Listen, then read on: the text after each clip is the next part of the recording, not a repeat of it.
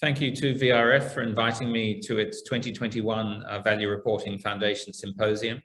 My name is Jamie Allen, and I'm the Secretary General of the Asian Corporate Governance Association based in Hong Kong. I'm going to do a presentation on some research we've done on the assurance of ESG reporting in Asia Pacific.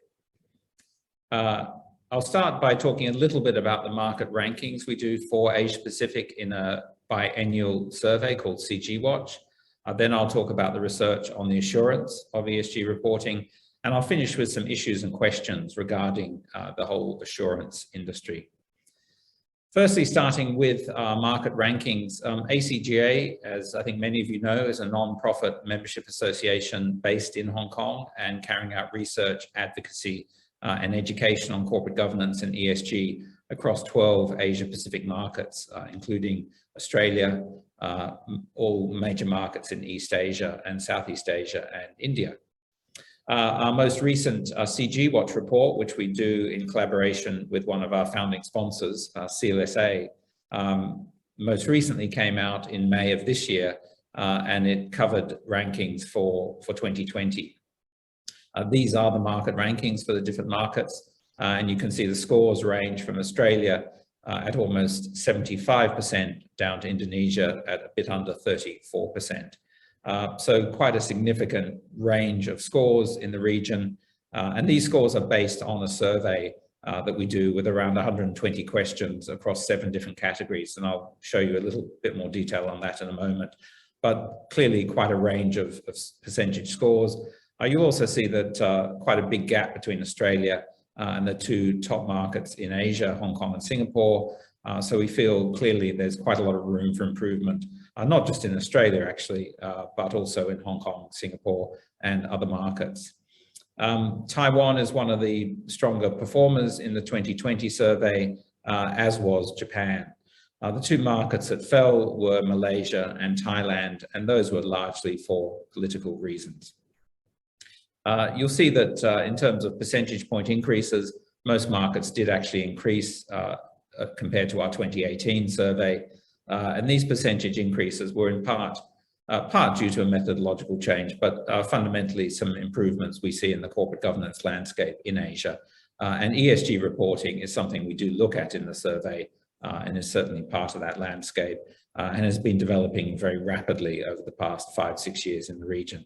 So the higher scores are to some extent taking into account the improvements in ESG and sustainability reporting in the region. I won't dwell on this table, but it just shows the 7 different categories we have in our survey and the scores for each of the 12 markets. I just wanted to highlight the listed company scores and also the audit and audit regulator scores. So you can see the listed company scores, and here we look at corporate reporting, financial reporting, corporate governance reporting, and also ESG sustainability reporting. So ESG reporting does contribute to these different scores. And you can see, again, not surprisingly, quite a range of scores from Australia at 79%. Hong Kong doesn't score that well for companies at 59%. Down to Indonesia at 38%. So quite a range of scores for companies, and this does reflect very much their differing corporate governance practices, but also their disclosure practices in both corporate governance and ESG. Auditors and audit regulators, we don't look here at the assurance of ESG reporting specifically. We look more at the quality of accounting and auditing standards, the enforcement of those standards, the quality of auditing, and also the quality very much of audit regulation. But again, you can see generally markets are scoring higher for auditors and audit regulators. You can see the regional average is 71%, which is higher than every other category. Also still a range of scores between markets, but generally there has been quite a focus in Asia over the past 10-15 years on strengthening the independent audit regulatory system. So that does have an indirect impact on the quality of auditing. Moving on to the assurance of ESG reporting in Asia Pacific. Over the past 3 years, ACGA has been undertaking original research looking at both large caps and mid caps. And the large caps we look at, we take 15 representative large caps from the top 50 in each market. And when I say representative, I mean they're representative of different sectors, and we try to weight the selection of companies according to the weighting of the sectors within the top 50. And also then we look at 10 mid caps chosen more randomly. So it's 180 large caps that we've looked at and 120 mid caps, so 300 companies in all. And these are the same companies we look at for the research we do on listed companies in CG Watch. We did look at slightly more companies in India and Korea simply because there are some significant corporate groups, and we thought it was relevant to look at more than one company in each of those corporate groups. So India, we looked at 17 companies, and Korea, 18 companies. So we covered the 12 markets in our survey, and the assurance reports date back to 2017. So we looked at 4 years from 2017 to 2020. So in terms of the number of large cap assurance reports over the 4 years, you might be surprised to see that the leading markets are actually Korea and Taiwan, perhaps not what you expected, with Australia, Hong Kong, and Singapore and Japan significantly below Korea and Taiwan. So basically what this is saying is that pretty much all the companies we looked at in Korea and Taiwan do have their ESG reports assured either by a specialist assurer or by a Big Four firm. You can see China, India quite low, Malaysia, Philippines also quite low, Thailand actually higher than Singapore for the large caps. Interestingly, India scores quite highly for assurance numbers relative to markets like Japan and Australia. Moving on to the mid caps, a very significant difference, as you can immediately see, except for Taiwan. Very few of the mid caps we looked at had their ESG reports assured by either a specialist assurer or one of the Big Four accounting firms. A few in Australia, a couple in Australia, a couple in India, a couple in Malaysia most recently, but other markets, Japan, you can see a very big change over the 4 years, but that was the only market that showed a significant increase, and Taiwan showed something of a decrease. Turning to whether the assurance is done by a specialist consultancy or by a Big Four firm, this shows the picture in 2020, and you can see very clearly that in Korea, the vast majority of reports are being assured by specialist firms, and the same for Taiwan. In Australia and China and Singapore, you can see it's the opposite is the case. Pretty much all of the assurance is being done by the Big Four. And then in other markets, it's a little more balanced. Hong Kong, slightly more by the specialist, but not that much difference. Japan also, India, Malaysia, rather similar, and Thailand, exactly the same. So that's quite an interesting finding, I think, because the standards being used by these different assurers are different.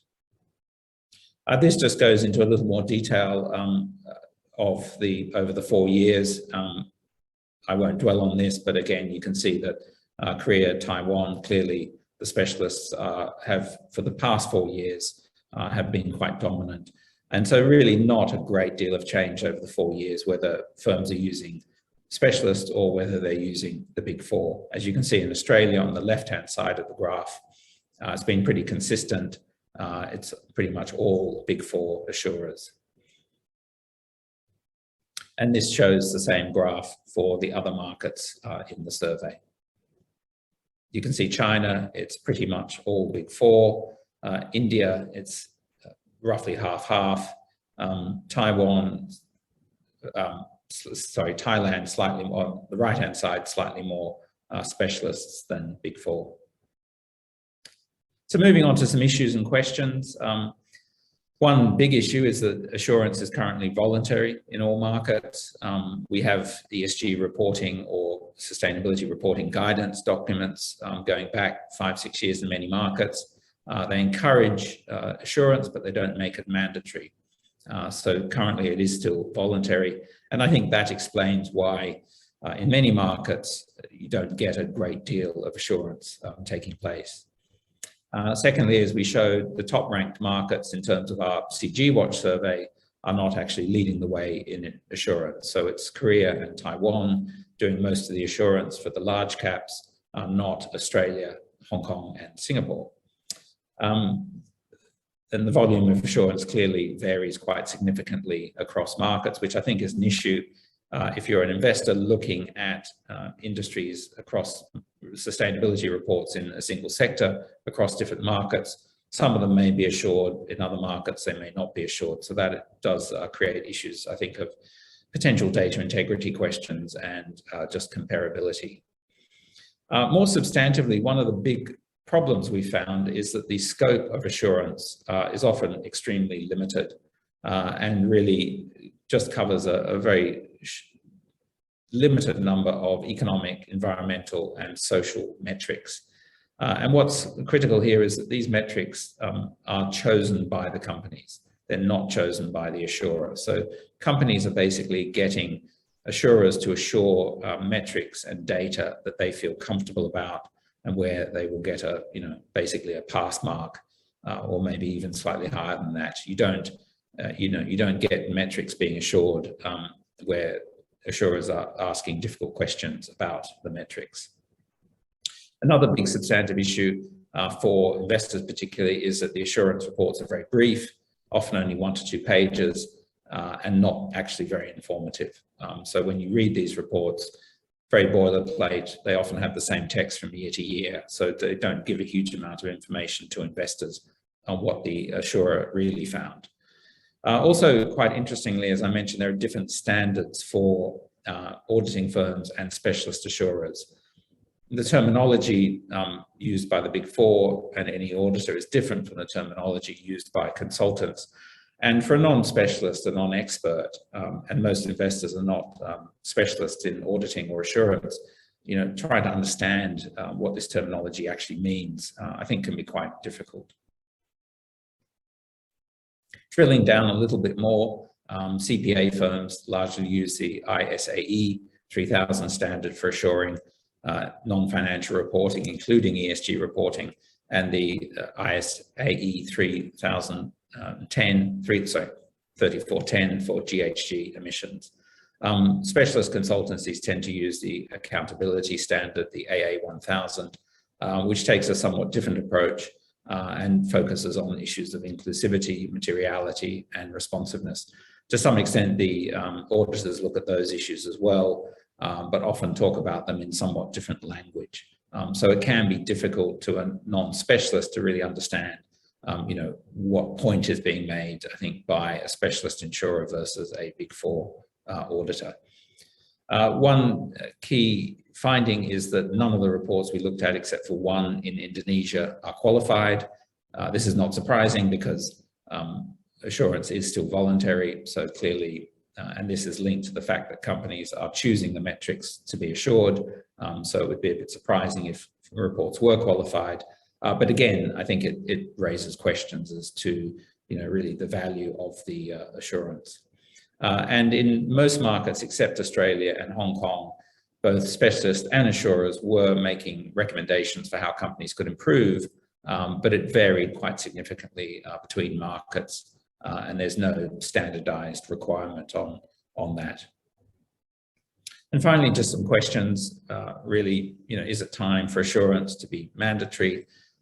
We do believe assurance is important, but that leads on to the question, should the entire ESG report be assured or only certain parts of it? If a company is doing a typical GRI style report, there may not be a need for every single data point, every single metric to be assured in that report. That would be a hugely expensive task. But clearly, I think what investors would like is for the most material issues and metrics to be assured by the assurer. So that clearly relates to material ESG risks, also climate risk, and GHG emissions, and so on. But there needs to be, I think, more discussion in the region as to, if and when do we make, or it's really when do we make assurance mandatory, and how far does that go? Secondly, why do investors often find assurance reports of limited value? When we speak to our members, many of whom are institutional buy-side investors, They're a little skeptical, to say the least, about the quality of assurance or the value of assurance. And our conclusion is it's not that they're against assurance. We think they do actually want to see some level of assurance. It's just that the limited nature, limited scope of assurance and the limited information provided in these assurance reports, doesn't actually give them very much, useful investor sort of ready information. So how can assurance reports be made more informative? That's a general question I think the discussion investors could be having with auditors and possibly audit regulators. A fourth question is, can the scope of reports be standardized? So instead of companies being allowed to just cherry pick the metrics which they're most comfortable with, should there be at least a minimum level of data points that companies need to be having assured in an ESG report?